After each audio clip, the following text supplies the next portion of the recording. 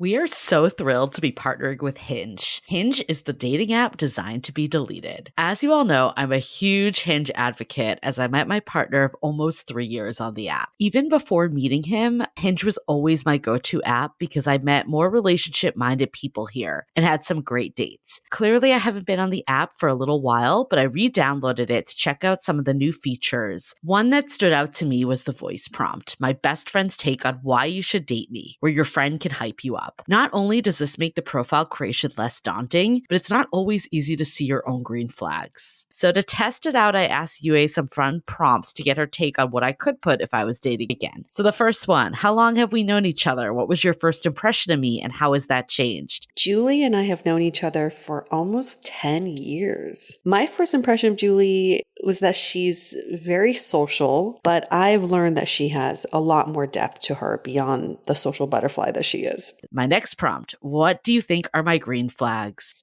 I would say she's deeply loyal. She believes in love, curious mindset, and she is fearlessly ambitious. And then last but not least, what kind of friend am I? Julie is the kind of friend who will always have your back, no matter what. Damn, that feels nice to hear. So download Hinge and try voice prompts today. Then find someone worth deleting the app for. I was so excited to get my shipment from Last Bottle Wines in the mail the other day, full of incredible red wines, all from Napa Valley. I love wine tasting, so having this to my door couldn't be happier. Also, couldn't be more excited that today's episode is brought to you by Last Bottle Wines. If you don't know already, they're a Napa-based online wine shop with a twist. They offer just one handpicked wine per day until it sells out, and they're always at incredible prices. We're talking 30 to 70% off retail. And the best part is that there's no subscriptions, no fees, and no minimum purchase. And I could not be more excited to bring this offer right now because they're having a marathon sale, which is coming up March 28th and 29th. Even better, we're offering Dateable listeners 10% off your first order with code DATEABLE. So if you are a wine lover like me, this is a great time to join. And did I mention that shipping is 100% free? So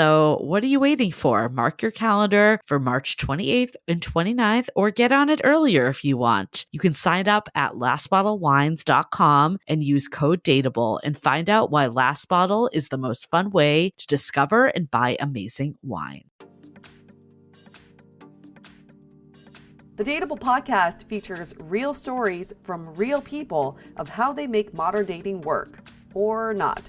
I'm your host, Yue, former dating coach turned dating insider, if you will. On each episode, you'll hear commentary from my producer, Julie Krafchick, and other surprise co-hosts.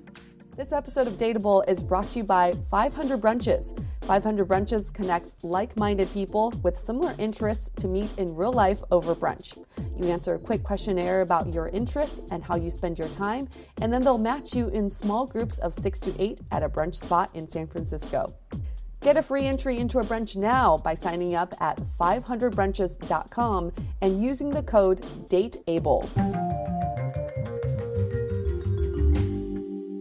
Hey everyone, welcome to another episode of Dateable, a show all about modern dating. And today we're going to get crunk. We're just so ready to get crunk because we have Jake back from our episode called Empire Swipe of Mine, where Jake and Nathan discuss their preference for dating in New York versus San Francisco. They felt like there were more women in New York, they were more put together, they crafted well thought out messages, and they were more aggressive.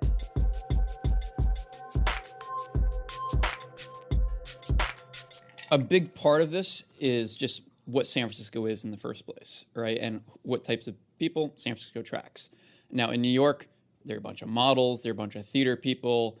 It attracts all sorts of really beautiful women who grew up and watching these different shows, and they watch Sex and the City is a big one. They want to live that life in Manhattan. It's not the same with San Francisco. If you come out to San Francisco, you like work in tech, you're a nerd for the most part, and what kind of girls does that attract?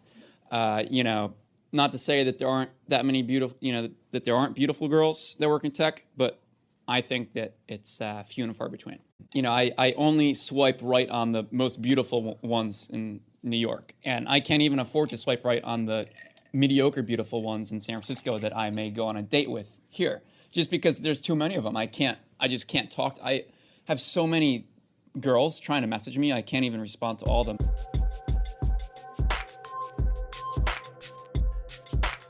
Well, since the episode aired, we've had a lot of feedback from men and women who have very strong opinions about that episode, if you will. First of all, Jake, hi. Hi, it is a pleasure to be back. We've missed you. I don't know if you'll feel proud about this, but it was definitely one of our most controversial episodes to date. That elicited the most. That's surprising because I don't think that responses. episode was controversial at all. I don't think so. Let's talk about that. Did you listen to the episode? I did listen to it. And what were your thoughts? I don't know. I didn't think it was that controversial. I think that it's pretty normal. I thought that viewpoints should be like that. I don't know. So why do you think that it elicited such a strong response from people? What do you think it could be? I don't know. It boggles my mind. It really does. So I'll give you an example. We had someone email in and say, quote, "To be honest, I almost could not make it through the episode Empire Swipe of Mind. Wow. It was cringeworthy to listen to these SF tech guys fantasize about New York women, parentheses models, before having gone on a date with one, mind you, and generalizing SF women as the single most popular stereotype, which is yoga pant wearing, ultra feminist, nothing wrong with that, by the way. A male listener on Twitter wrote, wow, they sounded super superficial. They're like, if they're hot, I'll date. Oh, geez. Another female listener said, can I get the Instagram of the guy who's only willing to settle for the best looking girl? He's got to be like 6'2", CEO, part-time model, and part-time athlete, no? I would say so, yeah. and a male friend, I'm rolling my eyes over here. And a male friend personally wrote to me and said, it was just cringeworthy. Well, So I think I want to give you an opportunity, Jake, to talk about this before. What else we're going to do with this episode is that we've brought two women who had strong reactions to the episode to come and explain to you why they had such strong reactions. So they're waiting in the wings right now. Okay. But before we bring them in, I want to hear from your side. Has anything changed since that recording? Like the way you think about dating in San Francisco? Well, versus not the way that I think. I stopped the New York dating apps. I stopped matching with people in the New York dating apps. Why?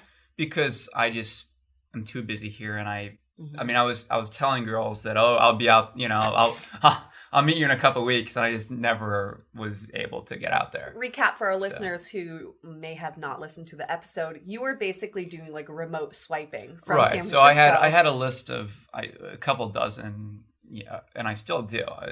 I have a list of a couple dozen girls that I matched with in New York, and I kept them on this list. So like when I went to New York, I'll just go down the list and date a couple every night, maybe 5, 6, who knows, however many dates I can do a night. For that listener that wrote in the first one that you're talking about, and she said, oh, they never even dated anybody in New York. Well, that's not true. When I visited New York, I did go on a couple dates. You went on dates. I went on a couple dates, and there was one girl that actually flew to San Francisco just to see me. Mm-hmm. She was in a conference in San Diego, and she flew up here. She's like, oh, I'm in the city, and just to see me and get her, I guess hookup, because she couldn't do it in New York. Mm-hmm. So I did go on a couple of dates when I was in New York. I just haven't been back to New York frequently because of business. Okay. All right. That's fair. So what about like your dating status? Are you still dating? Are you single? I'm single. I'm still dating. I would say I'm toning it down a little bit because I've just been very busy doing stuff. Mm-hmm. But you're still trying to find the best looking girl. Certainly, if I find the best looking girl, that would be good. I'm definitely looking for that. We're gonna bring these girls in. What do you think they're gonna say to you? Well, I was actually more thinking about how they're gonna look, if they're gonna be. Oh my god! I wasn't really thinking about. So not much has changed since the last episode. You're still well. I mean, I don't know. Superficial. Whatever they say to me, I'm sure whatever. I mean, this is But I'm excited. Whatever they want to say, I'm sure I'll have a response. I think in general, we obviously want to hear from women because we've heard strong opinions from men, and we also had a strong opinion on our season opener too. I think our goal of this is to hear from the strong women as well. But I think ultimately it's not meant as like an attack in either way. It's meant to like resolve why both sexes are frustrated and having problems dating in the city and what we can do about it. So it's right. And I feel that I do feel that too many people think that, well, you call it superficial, but I would say it's not really superficial. It's just the way things are, you know, and why is it not superficial? Well, because it's, you know, are you hot? Are you attractive? Are you Isn't this that and being that? superficial? Well, that's just how things are. I wouldn't call it superficial. We'll resume this at the large discussion with everyone. All right, let's bring in the ladies. The girls are here. Oh, hey. I want to introduce the two women we have here. We have Kat, who has been in San Francisco for 8 years. She's actually from the Bay Area, so she knows this area very well, and she is 33 years old. Then we have Jena, recently married. Congrats, girl. She's been in San Francisco for 4 years, originally from Oregon, and she's 31 years old. On Jena's form, because we asked our guests to write down what is their purpose of coming on this podcast, she wrote, confronting douchebagness head on. It works. And then we have someone from Jake's side who is a friend of Jake's. His name is Tony. Yep. Hey, everyone. Tony. I'm Jake's buddy. Don't necessarily agree with Jake on everything, but... And then Tony, he's in his mid-20s. He's been in San Francisco for 3 years, originally from the East Coast, but not New York specifically. Not New York, And he moved to San Francisco right after college. So sort of his dating experience has been what's been happening after college. So we're going to get to you. But first of all, let's get to the women. What were your initial thoughts after you heard Jake's episode? What are my thoughts? My thoughts are, what makes someone beautiful to you? All right, so what makes somebody beautiful? I would say it's both the inside and the outside, but mostly the outside.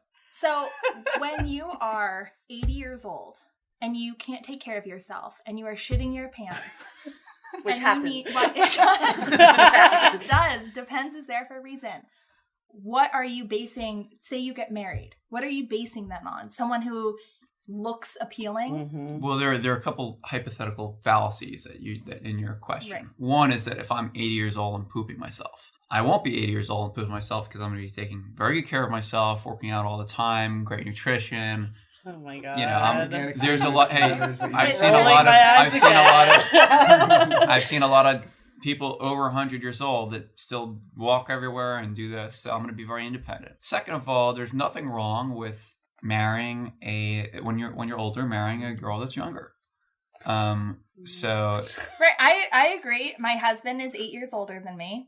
Totally agree. Okay. Great. However, I guess my question to you, Jena, is that what are you trying to get at with that question? from his episode, what I got out of it a lot was I kept hearing, I want someone beautiful. Mm-hmm. I want someone, and that was it. Not, I want a partner. I want someone who I can come home to and share and be vulnerable with, and someone to share a life and experiences with. Well, I'm not going to be vulnerable anywhere. Okay. Ever. At all? Okay. What? You're just going to be non-human? Well, all right, maybe not. Sorry, when I you're mean, having an orgasm, I'm sorry. you're I fucking vulnerable. Someone's mouth, you are vulnerable. I am not. It's I am true. not going to come home. First of all, it's kind of funny how you said that, because coming home every night implied that I'd be working and then the woman would be a housewife. Oh, So- that's what she was necessarily. It's that you're both She going could to also come come home. home. Yeah. I mean, anyone coming home. I'm just saying Okay. in terms All right. of So, seeing someone. anyways, I'm not going to come home every night and be vulnerable. What is that? You know. Well, in a relationship, you have to be. It's a give and take. Well, no, There's maybe I'll be vulnerable every now and then if somebody dies or this, that, you know, whatever happens. But it's not like definition of vulnerable. it's not like I'm going to be vulnerable. It's not like I'm going to come home every night and be vulnerable. a real man's man isn't vulnerable. So would Wow. you, this is like going in a whole new level of like, It really is. I didn't even realize you were this type of guy. Wow. What I was was your like- takeaway from I it? mean, then? I was kind of like, when I was listening to you, I was like, okay, I hear you. Like, yeah, like I agree. Like when I go to New York, I'm like, there's way better looking people here in general. People put themselves together. They're more fashionable, et cetera, and they know how to talk to people. Like I go to New York and I go anywhere and I get approached by men easily, where here it's like, I don't remember the last time someone bought me a drink, right? So Although I've done that. See, this is another example.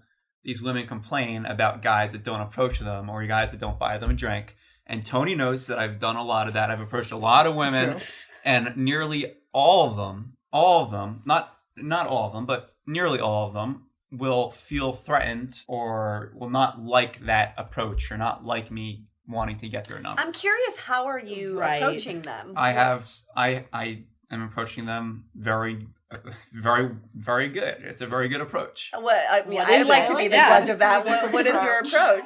I think Tony could. I think one thing Well, that even though Tony. I think Tony is just like, Tony's like, I didn't sign up for this. I think, When can I exit? look, one thing that Tony can agree with is that I am good at approaching girls and talking to them and this and that. Well, you are. I'll say that you are very good at putting yourself out there. Like he definitely is happy to put himself. You do a good job putting yourself out there. I agree with that. Yeah, definitely So, puts himself out there. But the few times I've seen you approach girls, 2 minutes later you're approaching another girl, and to me, I wouldn't like that if you were just talking to someone else 2 minutes before. Well, that's optimization. And that's called douchebaggery, because that's Right. not, Yeah, no, a you're douchebag- optimizing your No, douchebaggery. that is- No, a that douchebag. is That's douchebag. not defines a douchebag. A douchebag is not somebody who will go talk to one girl and then go talk to another girl 5 minutes later. It's not a douchebag. A douchebag are guys that beat their wives and do a lot of other these bad things. There's a spectrum of line there. Yeah. Well, okay, so Kat, you were okay. trying to make another point. So I'm like, all right, I hear you out, right? Mhm. Like, I also like dating in New York better too, but I also think that it just depends on the type of person you are. Yes. And I'm an outgoing person. I like to get dressed up. I like to go out. I can have normal conversations with people. I'm not socially awkward. And I don't like Star Wars and playing Magic at lunch or, like that kind of thing where like that's what's people like to do here. So I think it just depends on what type of person you are and what city like fits you in terms of like the type of people that are there. But now you're meeting Jake in person. What's surprising to you about him now? Well, I didn't realize he was like, I thought, making the comment like, I'm never going to be vulnerable because a real man isn't vulnerable. I'm like, whoa, that's okay. That's like a whole other level. But that's true. I But that's think true. that- No, that's not, I think this is I definitely think you're wrong. Well- that's, as well. No. number one, that's an opinion. Yes. And well. All right. I'm not saying that never vulnerable. What I meant is we don't come home every day and be vulnerable and curl up in a ball and say blah blah blah. Somebody was making fun of me. But that's not vulnerability. Yeah, that's called complaining. Yeah. Well, what's your- So I want to turn it over to the women again. What is it that irks you about some of the things that Jake is saying? So I think the main thing for me that I wanted to be like, I have a rebuttal, right? Was when you were talking about the numbers game. And then you spoke to part of it about like, there's a lot of gay men and there's a lot of straight men too. I think that in the city, there's more straight men than straight women. But if you took out all of the men who don't know how to talk to women or like anyone in general, I think that there's a lot more socially awkward, nerdy, introverted dudes in the city comparatively to women. And so when you take that into consideration, like I think that the ratio of men to women is more equal or even like lopsided in favor of men. So I think back to what Jake was saying. He's like, well, I'm one of the few men in the city who actually approach women and talk to them. So in theory, he should be cleaning up in the city right now.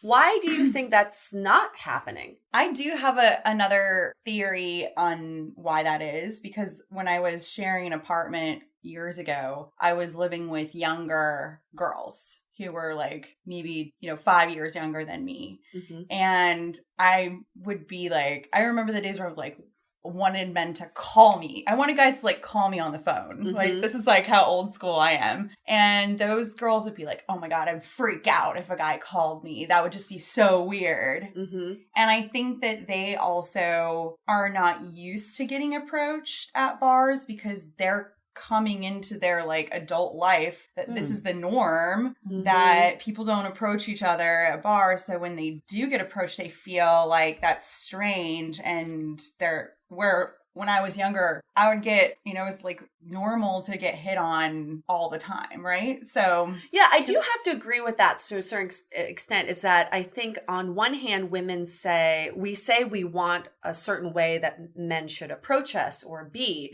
but then on the other hand, some of us are just not receptive to it. So it kind of ruins it for the rest of us who actually want it, right? Can I say another comment? I think personally, my takeaways were very similar to Jenna's. Just the superficialness of this whole thing was a little irritating, in my opinion. So I think it depends what you are saying when you approach them. If you are like doing something like saying like, oh, you're the hottest girl in this bar, like even if they are the hottest girl in the bar, like a lot of people don't want to hear that. That's offensive. It comes off skeezy and it comes off like, Well, I don't do that. So what do is you your say line? then? How do you approach women? Well, I don't have a certain line. It's not like a, dating game where I have this one certain line. But do you say something to them or do you just grind up on them like the few times I've seen? Grind. Well, we have to go out more apparently. I will say something and start a conversation, and then it's a lot of witty comments, back and forth. So you're charming them in a way. I would like. You're making them No, feel I would say belittled, I is would. what you're No, saying. I would say I'm teasing them a little bit because all girls like to be teased. So when you say like when you okay, I'm not even going to address that. 'Cause I don't know where that goes. When you approach women and they're not receptive to your approach, what is your train of thought here? Are you thinking it's the women's fault, or are you thinking maybe I should change my approach? Well, I wouldn't even say that they're not receptive to the approach. They may be receptive, but it may be something that they're just not used to, and maybe they're nervous or whatever. I'll tell you what, I'll bring up an example which just happened, I think 2 weeks ago or so because Tony's here. Remember Tony. I was with Tony, so he could back up what I'm saying, but we were at a bar in the Lower Haight rather. And we were walking down that street. We went into the bar. It was basically an empty bar, and there were 3 girls there. And I went up, and we struck up a really good conversation, really, really good, funny conversation. It was going very well. It was quite clear. Me and there was this one girl that was very beautiful that I was interested in. Again, very beautiful. She was she was interested in me, and it was going very well. And is that true, Tony? Yeah, it sounds about right. Yeah, it sounds about right. And Tony, how much were you paid to be here? No. To be their yes man. Tony I was like 6 drinks in. I was like 145. I was not paying attention to the conversation. I believe you though. I mean, it was going very well, and I asked for the girl's number. Hey, let's go do something, whatever. And it was very like she was almost like surprised, or I would say maybe surprised is not the word, but she almost didn't want to give her number, so I tried another way, and she even asked for my last name, and I was like, do you want to have me on Facebook with that? She's like, oh no, blah, blah, blah. So they were kicking everybody out of the bar. It's 2 a.m. Go out to the curb. We're talking to them for a little bit more. And then I just all of a sudden, I'm like, all right, nice to meet you. I give them a hug. And then we're off down the street. And I go about a block away, I look back, and those girls are still looking at me. And I could tell that those friends are talking to that girl and be like, why don't you give him your number? It sounded like a girl that was very frustrated, and that girl was probably like, well, I don't know. That's how girls are in San Francisco. But you don't know that for a fact. Right. Well, I could see it. I could see it because they're looking back at me and they were staying at that spot. Like, or they were like, they're hoping that I would come. Guy? Yeah. I mean, okay, we don't know because we weren't there. I don't know what you say to them. I guess my point is the way you've spoken on this podcast, the past one, that stuff seeps through. So if a woman heard that, I could see why they may not be interested. Well, I don't. I'm. First of all, exactly know what you mean by seeps through or whatever, but I'm not. First of all, I'm not any sort. I think you make me sound like I'm degrading to women or something. No, it's just how I am, and I would prefer a woman who is pretty and beautiful and attractive, and that has to get in the door from those things. Okay. I think what's interesting about your train of thought, because I'm always interested in the psychology of what people say, is that we say one thing and then you take that to a whole other direction. We never said you were degrading to women. We said you were superficial, but then I think it was implying. I think the way that you're implying. You're taking it to that. No, I don't have any insecurities of that. Okay, well, I think we all know your opinion. I would love to hear more from the women about just like your experience with men here and thoughts around that topic. Especially you, Jenna, because you found a good man. You married him. I did, but before literally. You found this man, what were some of your issues? I mean, God, I loved dating here. I did. I loved it. In my experience, I did have guys come up to me and talk to me and buy me drinks. I had a guy send me 2 bottles of champagne. Like, I was out with my girlfriends and just gave him a what's up, and that was great. It was positive for me, dating. Mm-hmm. I think when you move from dating into looking for something real, that's when it becomes difficult, because I think people overall think the dating part is fun. The surface dating is fun here. Mm-hmm. It's the looking for something more substantial is a little bit more difficult. But I mean, my experience was positive overall. And then when you are trying to find someone, who you want to settle down with, that's when it became harder. Well, the stakes go up in general. Yeah, absolutely. But I think that's anywhere. Yeah. I would say that it's positive because there are a lot more guys and girls. So you had all the attention and you were, I guess, outgoing and receptive to that attention.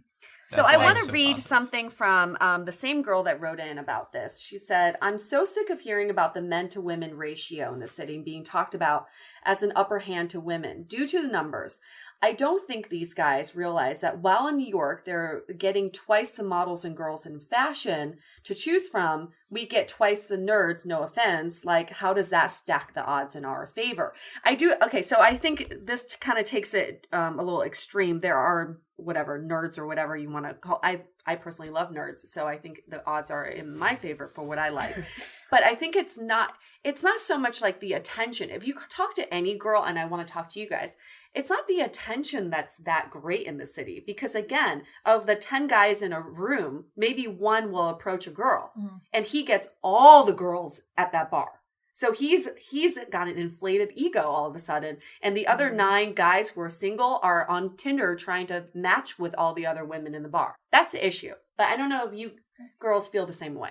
I guess for me, it's hard because I am outgoing. And if I see something I like, I will go after it. So I don't know if it was you or the other guy on the podcast who mentioned, I mean, I will send someone a drink also. I'm not waiting to have someone send me a drink because I will definitely do that back to someone. That's very good. But I guess the question is, do you feel that the ratio is in women's favor in San Francisco, and does that spoil you? No, not at all. I don't. Okay, think explain most why. women don't feel Explain that why. way. For those reasons we discussed, for the nerd factor, number one. And I think that there is this culture of not approaching and not talking to people in real life. And that's not just women to men, men to women.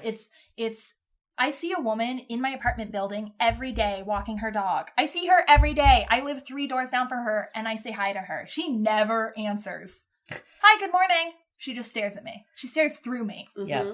Well, I think that's definitely something that people comment just about how like ingrained we are in our phones and that whole thing. I think the other piece though, it's like not just, I mean, the nerd and all that thing, it's like different strokes for different folks. Like some women might really like that. So I don't really want to fully comment on that. Yeah. But I think there's also an age disparity. There's a lot of like really young men that have come to the city because of engineering jobs that are fresh out of college. So you have like your 20-something men and they can be great. But if you were like a 30-something woman, you're just not on the same page. And it really has nothing to do with them as a person. It's more just like, you're in life different places. stage. It's Yeah. like that. I think there's just somewhat of a mismatch of people. I think it's like this assumption that women in San Francisco are so spoiled by the ratio that men feel like they don't really need to work that hard because there's so much competition that they're just like, Right. whatever, I can be more passive because women are so spoiled in the city and they're not looking for the real All right, deal. so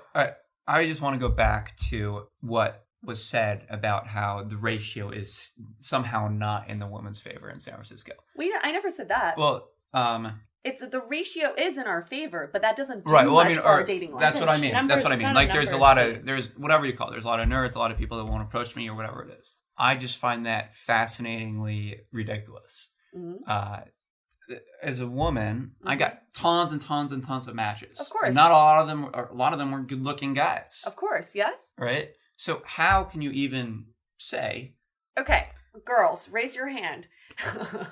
Raise your hand if this happened to you. You got 50 matches in one night and none of them talked to you. Oh yeah, Where are I've those been telling you, conversations? I've had this Didn't conversation go anywhere. where it's like, They all what's the conversion rate from match to actually speaking to you, and then what's the conversion yeah. rate of them Actually saying asking saying you one out. thing? Yeah. Well, so then- like then maybe your 0.4%. dating profile needed some work.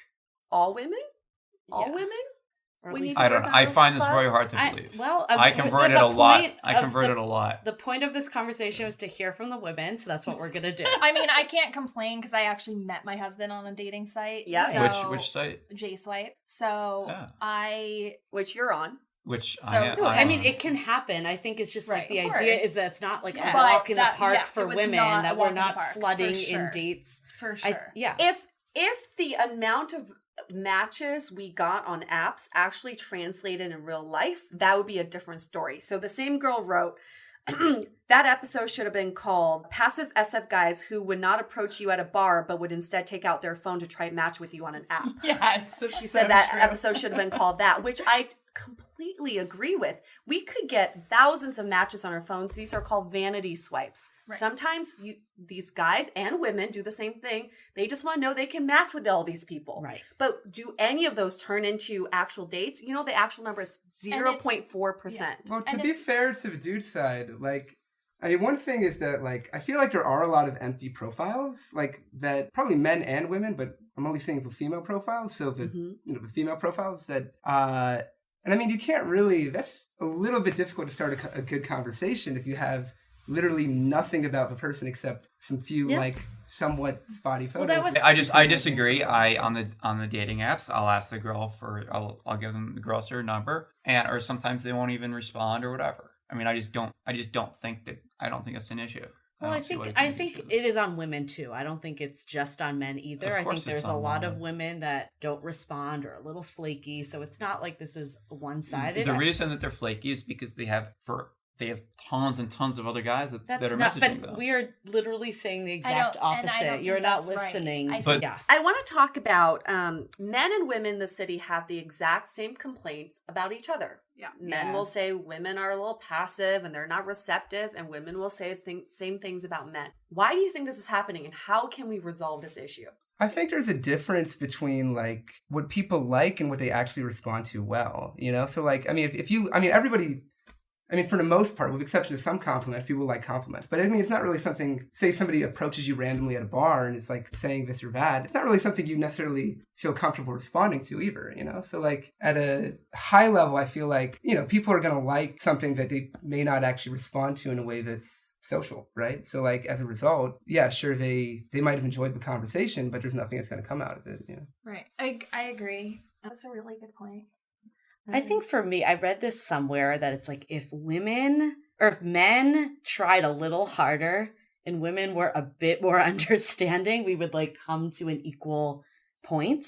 And I think there's a lot of merit there because like I have this one friend that literally like always gets either flaked on at the last minute or the guy doesn't set up concrete plans. Like if he was just like, hey, we're going to go to this bar on this date, she would be happy and she would be more receptive to him. So I think it's like when you feel that someone isn't putting the effort, the woman doesn't put in the effort either. And it's kind of like a vicious cycle. I mean, I know for me personally, like I had an experience like with my ex-boyfriend. Like I remember he canceled a date on us, like our second date. And at first I was obviously disappointed, but the way he communicated it was really like, I'm really sorry, like we're going to reschedule all this stuff. And then I didn't hear from him. But at the same time, I actually reached out and initiated it because I had gotten so many like positive reinforcement before that. So if I hadn't gotten that, I probably would never have reached out. The reality too with that, the reason why he wasn't reaching out is because he was desperately job searching. And it's like, if you're on date 2 with someone, you don't know everything that's going on. So a lot of women will just be like, oh, he didn't text me immediately, like done. So I think if women and men just like communicated better and were more like understanding of where they were, we could kind of meet in the middle. Well, I think in your example, Jake, when that girl didn't give you her phone number, I would like for her to, I think we just need to give each other more feedback. I wish you would have just been honest with you and said, I'm just not comfortable giving you my phone number. I think what you were talking about, Julie, is like sometimes we muddle our standards a little bit. You know, we expect one thing, but then we complain about the same thing. It's like if, we hear from some of our girlfriends like, oh, he confirmed the date 30 minutes before it was supposed to happen. I still went on the date. And then you complain that he confirmed 30 minutes before the date. So it's kind of like that kind of fucks it up for the next girl he dates too, because he got away with it with you. So we got to step it up, women, and say, no, that's not okay with me. But also have enough empathy to empathize with people with what's going on in their lives too. I wonder kind of, there's no way of knowing this, but like what percent of the times that a guy maybe texts, like half an hour before a date, and it's very, maybe, at least as far as texting, not very considerate. How many times that's because of being considerate, because of something going on? Like, as you mentioned about your ex's second date, like, I feel like it's really hard to make that actionable when, like, you have a circumstance where there could be so many things going on as far as why they were. But it's not so much what's going on. The actionable point is you should ask. If it doesn't make you feel good, if someone confirms a date 30 minutes beforehand and it doesn't make me feel good, I should ask, like, what was happening that I didn't like the way that was handled. Can we talk about it? And maybe that's when it comes out, he was like, had a crazy day and forgot about it. Or that's when you come across as crazy. That is so true. Anytime you try to communicate how you actually think and feel, it's like, okay, you're crazy because I'm giving my opinion and trying to make some situation better. But I was also that's a whole other topic. Yeah. But I think some of it comes down to like the way you communicate it too. Like I think for men and women, because I think women are just as flaky as men on this. Absolutely. I don't think it's either direction. Like that's that example of having to cancel a date. Like if you reach out in the morning and say, I'm so sorry, I have to do this. That's so different than like 10 minutes before, just like either not even reaching out or like giving like a half-assed reason at that point. So I think so much of it comes down to what you say, not what's happening. It's how you approach the situation. If you say, I was really looking forward to seeing you tonight. And when you didn't confirm till 30 minutes ahead of time, I was so disappointed. That's way different than being like, where the fuck were you 30 minutes before the date? And you made me wait. And I was like, all dolled up. Like, that's a different approach. So I think we should just be able to communicate, but communicate with empathy and also with respect for each other. But I want to bring this back to what Jake's episode was originally about, which was he prefers a date in New York versus San Francisco. My girlfriends and my guy friends in New York face the exact same issues that we do in San Francisco. People are flaky. People don't approach each other. Of course, in New York, people are a little bit more aggressive. Why? Because you live on top of each other. There's no way you can escape people in New York. That's why when you go downstairs to take out your trash, you're most likely going to say hi to someone. But in San Francisco, you could go 3 blocks without seeing one person. So I think it's the nature of, it's not so much the dating scene, it's the nature of the environment, what that city is built like.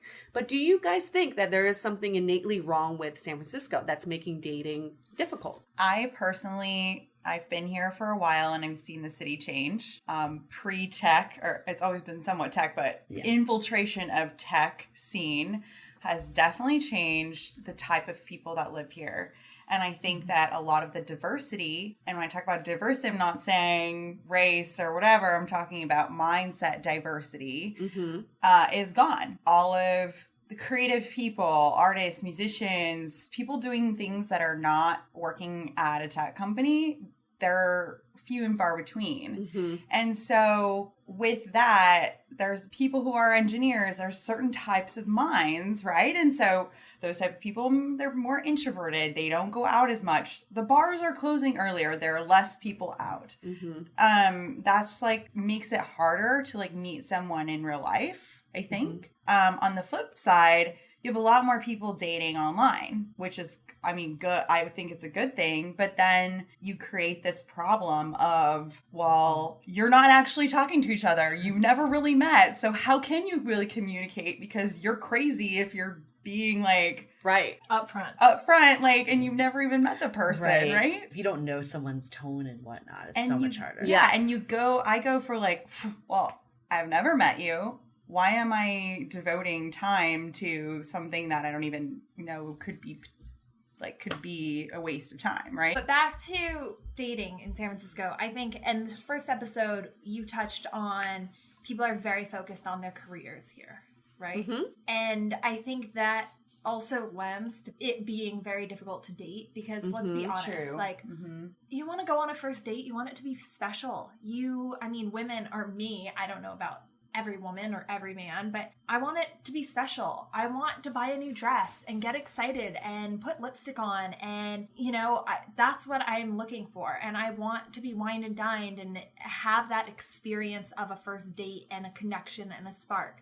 Well, if you're working 12 hours a day and you wake up at 5 a.m. to go to the gym, that's not possible. I mean, you are physically and mentally exhausted. And when you get home from work, the last thing you want to do is change your clothes and put on some lipstick and go anywhere because you're exhausted. Not on top of that, a lot of people work here who have fully stocked kitchens, which you're eating the entire day. You don't want to go out to eat dinner. You just ate with your coworkers 20 minutes ago. I mean, there's so many of these things that don't lend itself to dating. And then on the weekends, you want to see your friends, or you want to just literally sit on your couch in your underwear and order takeout because you don't want to put in the effort. Well, I think that's the thing. And Is I like think that's people difficult. complain that dating it takes too much effort. Right. Yeah. And they want it to blend seamlessly into their lives. Right. But it is effort. It is effort. It is effort to be in a relationship. It is effort to date. It is effort to be married. I mean, but I also think you have to find the person who you want to put the effort in. Right. I heard this quote from someone, and I'm going to butcher it, and I don't know who said it. I think it was a rapper. It was basically it was. It was basically like women, any guy who comes along could be the right guy. For men, or it's the right time for any guy or something. But for men, it's only the right woman when it's the right time. Agreed. The timing for dudes is Huge. Well, timing is huge in general, but for guys is like they have to be making a certain amount of money. They have to have their career in order because if not, it's all for fun. There's no seriousness about it. So you meet a guy and he's not in a place in his career, you're like, Totally. well, not even worth it because Right. he's not ready. He's not going to, right. But I think to my Well, point, I think that I look at dating, and maybe this is an issue with you guys, is I look at dating not like, oh, I'm looking to meet my future wife, and hey, I'm just looking to have You're looking to have fun. but that's looking the to have fun. disparity of the men and women Well, again. no, Like because I it's think very, that's like because it's the very ratio. but it's very conniving to go from the very first time you meet somebody to think, oh, is he going to be a good husband? Oh, is he vulnerable enough so I can manipulate him? Oh, Manipulate him. Wow. Whoa, that is. No one said that. I'm giving examples of what what you would say or what you would think. So I think it depends on what you're looking for, and if you're just looking to have fun and like meet new people and date and not be in a serious relationship, that's different than if you're really looking to meet someone. Like you said, Jenna, like you had a lot of fun dating when it's all about just like having a good time, but when you're actually trying to meet someone who's could potentially that you could be in a relationship with, then you know that any guy who's not in a place in his career where he feels comfortable and secure in his manhood, quote unquote, that he's not going to be ready to be in a relationship. And that goes back to there's a bunch of young younger guys who are here for work. Yep, to get their career off the To ground. get their career off the ground. Yep. So there could be like that disparity. Or there, a lot of guys who aren't young, who are CEOs and have their own companies, who literally all they do is work. Right. Mm-hmm. And that's... But I'm guarantee that happens in New York too. Oh, like, I think it's any major city where someone's trying to find themselves. I think the reality is, though, like, obviously people find people. You're married. You're in a relationship. We've all been in relationships. Right. Like, what are some positive ways that we can look at this? Like, what's some advice that we can give to people that are frustrated or not knowing what to do? First and foremost, we talk about this a lot on our podcast, is really know what you're looking for. I think some of us are like, I want a relationship, but do you? I want to be in a serious committed thing, but do you? Are you ready for that? And also, if you are looking for that, if you're looking for a serious relationship, why are you approaching people who are straight out of college? Or why are you going for people who are not in a place to date? Isn't that saying something about yourself? What I take from this conversation is men and women have the exact same complaints about each other. So that must mean we're all doing the same thing to each other. So before we complain about someone else flaking on you or not being serious about you, then maybe you should reflect and think about, did I do that to someone too? Well, totally. I disagree about this whole, hey, I'm ready to be in a relationship now. Like, there's a setting where it's like, oh, I'm ready. It's my not career ready. isn't Is that, do you my want career isn't a it? point or whatever. Well, I am very open-minded, and I would consider that any point I'm willing to be in a relationship. But only if someone's beautiful. Yeah, only if they're the most beautiful, optimized, beautiful girl. Beautiful is a blanket word that I use, but the truth is that, yes, it's both the outside and the inside that counts.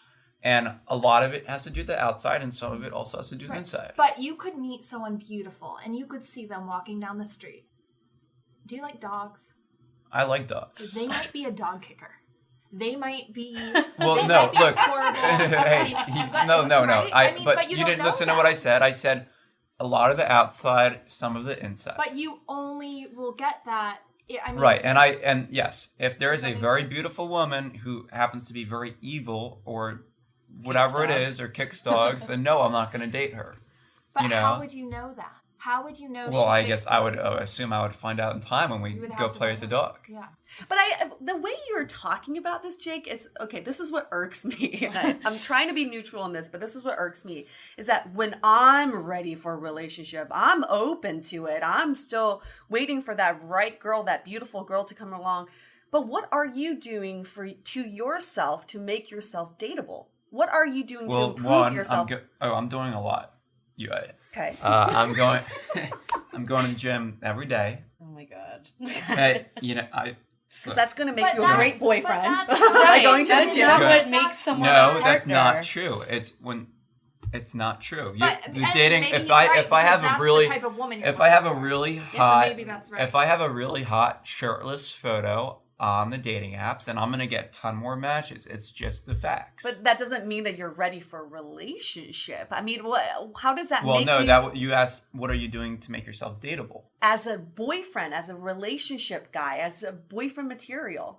Well, I'm already dateable. I'm already boyfriend material. How are you boyfriend material? I love to hear this, because you're going to the gym every day. No, all right. That really works your love muscles. There are two different things. One is, how are you making yourself more dateable? And for example, you're, getting professional photos taken of you. You are eating right, like a lot of great nutrition to make yourself look better.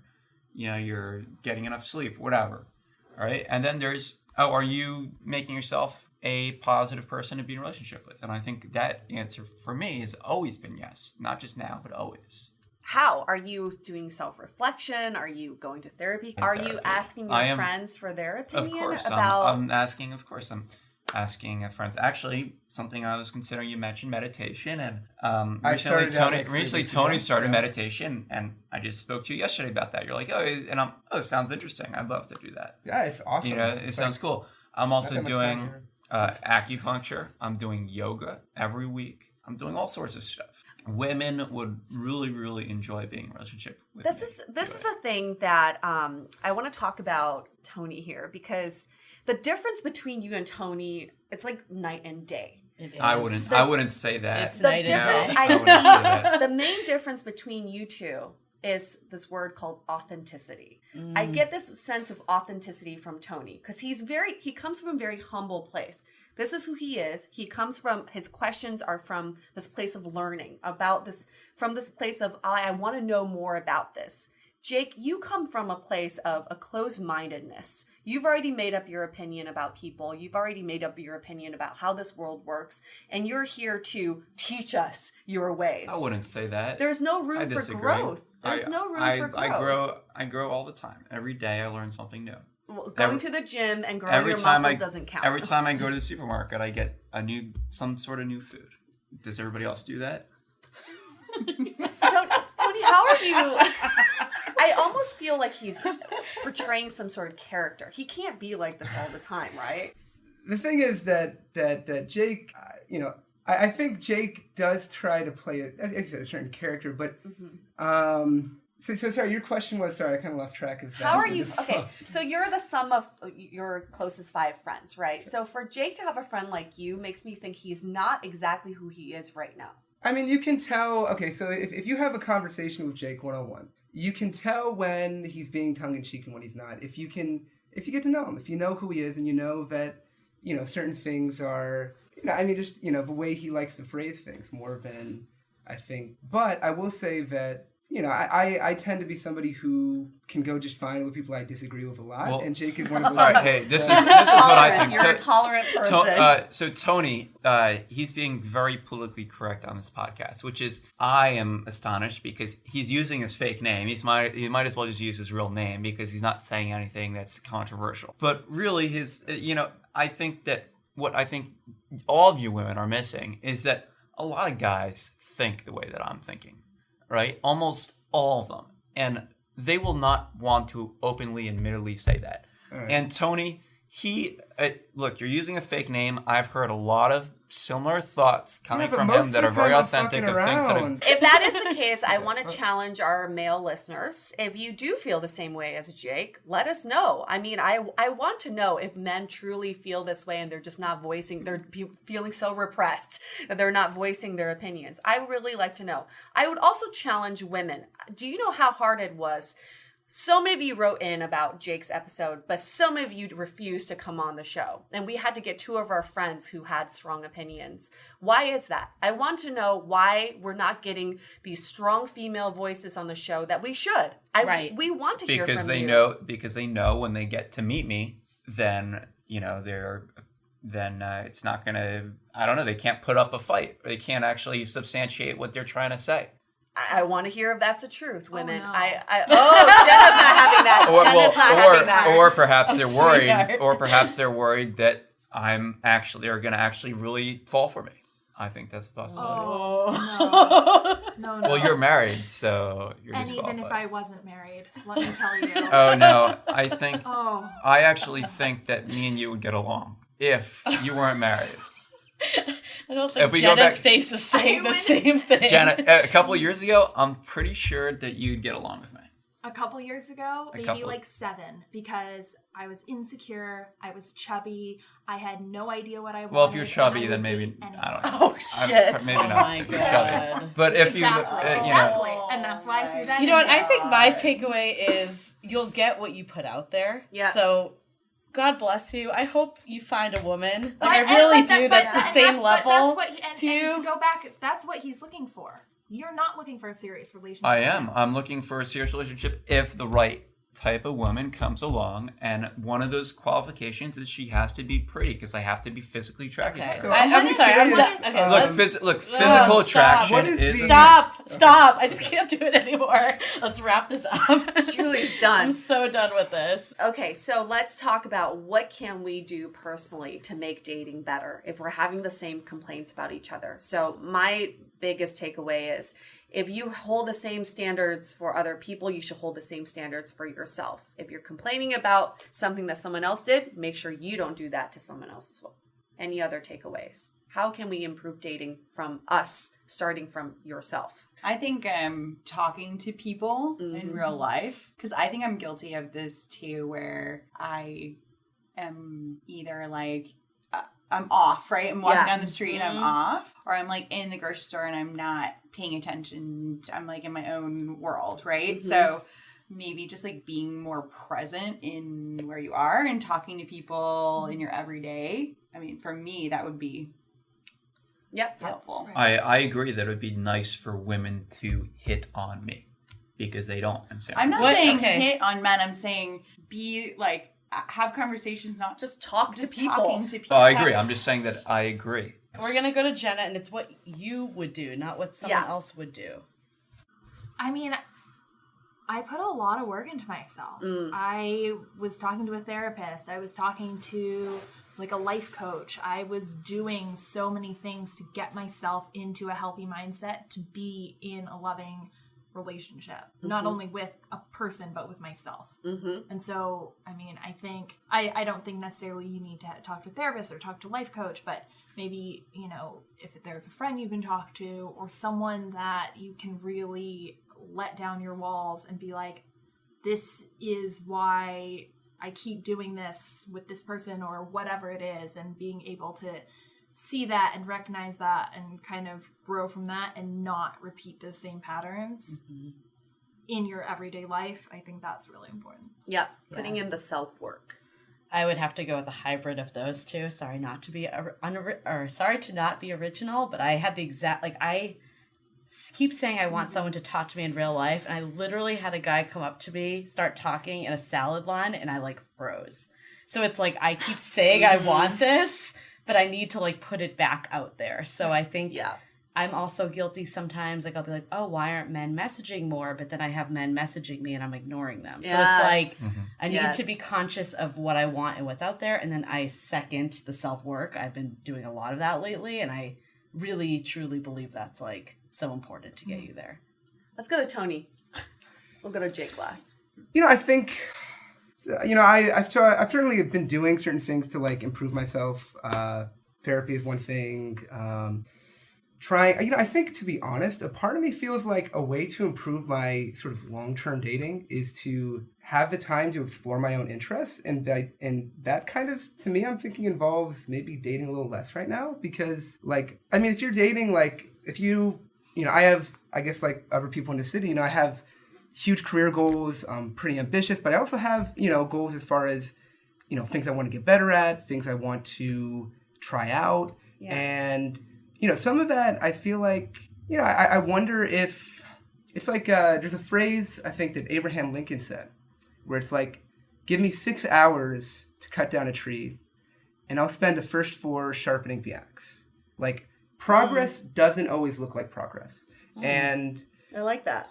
You know, and it's something where I feel like in my personal life, I wonder if, as far as getting where I want to be with a serious relationship, I sometimes think that maybe the way to do that would be to date a little less. But I don't. I mean, I date 2-3 times a week, which takes up, in my opinion, a decent amount of time. But you're also early 20s, right? Early, mid-20s. So I think that like makes sense for your stage of life to like get to know yourself and like what we were talking about, like getting all of that taken care of so you can be at that point.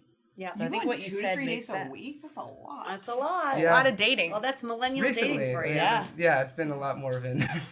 Okay, Jake, I'm going to give you a chance to show some humility here.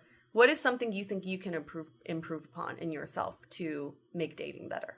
To make dating better for me, I was really thinking about this. To make dating better for me. Everyone. Is this for everyone? The fact that you said me again. I was thinking about for me. Okay, all right. You're just dating yourself. So, I mean, hey, I need to probably go out a little bit more. Even though I already go out, I think I need to go out more and even approach more women. And I think that's one important thing. And that would actually be for everyone because it's the best for other women to be approached by me. Yeah, I mean, I haven't followed up with a couple girls, you know, so perhaps I need to re-follow up with them and maybe they weren't 10 out of 10s, but maybe I should entertain them and see how it goes. Just to see.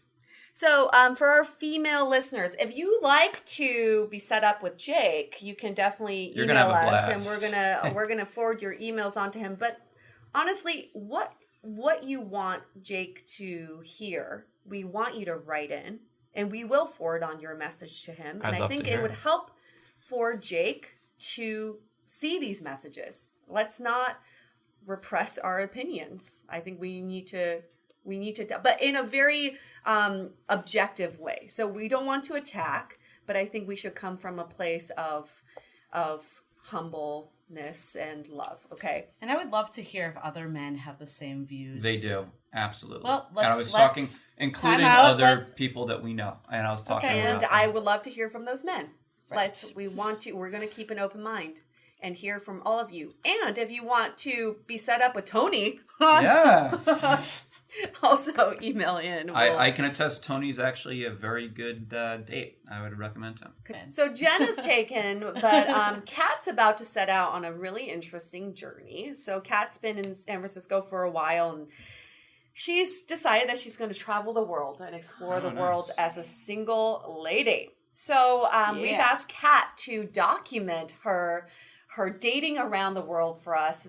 Look out for that series coming up very soon. But Kat kind of has the same sentiment as some people, where she's like, sick of dating in San Francisco. So the kind of theory is it San Francisco or is it universal for all cities because of modern dating? We won't know till she sets out on her first date. I will let you know. Oh, she'll let us know. Where's your first stop? First stop. Well, actually, it's New York. Okay. But does that count? That Yes. totally counts. New York is We're excited to stop hear. number Feel one. free to forward some dates to me as well. Okay. Nailed it. I think, Okay, I dates. think a lot of times, hypothetically, the grass is always greener, so it'll be really interesting. To get the see actuals. what the actual what's actually happening out there in the world. Sweet. Okay, I'm going to wrap this up. I think we had a really great discussion. I don't know if we made any leeway with Jake, but that's okay. I think he's still a work in progress, and let's just all hope for the best for him. Yes. If you want to be a guest on our show, please write in. We would love to have you as a guest. We can anonymize you to protect your identity like we have with Jake, which is probably a good thing for you at this point. Okay, on that note, stay dateable. Your action item for this week is to not take things too personally when it comes to dating. There will be some people that you won't see eye to eye with, and that's okay. They're just not suitable for you. You can't change people. You can only change yourself. You also can't force your views on someone. The goal on these dates is to ask the right questions to make sure your values and beliefs align. And as they say, there's a lid for every pot. So know that there's someone who is a fit for you, and for that person you may not see eye to eye with, there's someone out there for them too. And it's not you. If you didn't know already, in our off season, we launched a premium series called the Why Series, where we dissect, analyze, and offer solutions to some of the most common dating conundrums. We've had some great feedback on how actionable these episodes are, so check it out on our website under the tab Why Series. Or you can now buy directly from iTunes Music. The most efficient way to meet new people is a combination of online and offline. 500 Brunches has your offline covered. Connect over brunch with new friends. Come alone or bring a buddy. There is always a table full of friendly faces, mimosas, and eggs Benedict. Sign up at 500brunches.com and use the code DATEABLE for a free entry. To connect with us, visit dateablepodcast.com. You can also find us on Facebook, Twitter, and Instagram, all under Dateable Podcast.